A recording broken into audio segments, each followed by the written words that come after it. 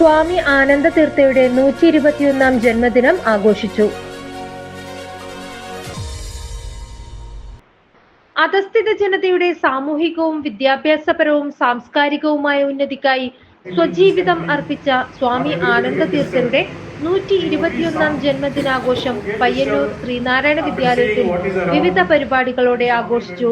ശ്രീനാരായണ ഗുരുവിന്റെ അന്തിമ സന്യാസി ശിഷ്യനും മഹാത്മാഗാന്ധിയുടെ യഥാർത്ഥ അനുയായിയും സ്വാതന്ത്ര്യ സമര സേനാനിയുമായിരുന്നു സ്വാമി ആനന്ദതീർത്ഥ.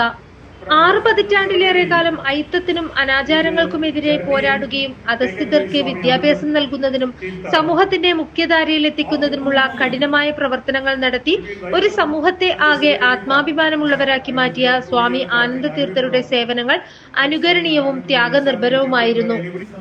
രാവിലെ വിവിധ പരിപാടികളും പ്രാർത്ഥനയും നടന്നു. തുടർന്ന് സമാധി മണ്ഡപത്തിൽ പുഷ്പാർച്ചനയും അനുസ്മരണ സമ്മേളനവും.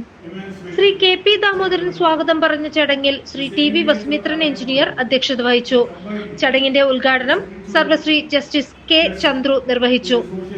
പ്രൊഫസർ മുഹമ്മദ് അഹമ്മദ് മുഖ്യപ്രഭാഷണം നടത്തി. എം പ്രദീപ് കുമാർ, ശ്രീ എം കുഞ്ഞികൃഷ്ണൻ തുടങ്ങിയവർ പ്രസംഗിച്ചു. ശ്രീ കെ കൃഷ്ണൻ ചടങ്ങിന് നന്ദി അറിയിച്ചു. MKC bureau, Payyanur.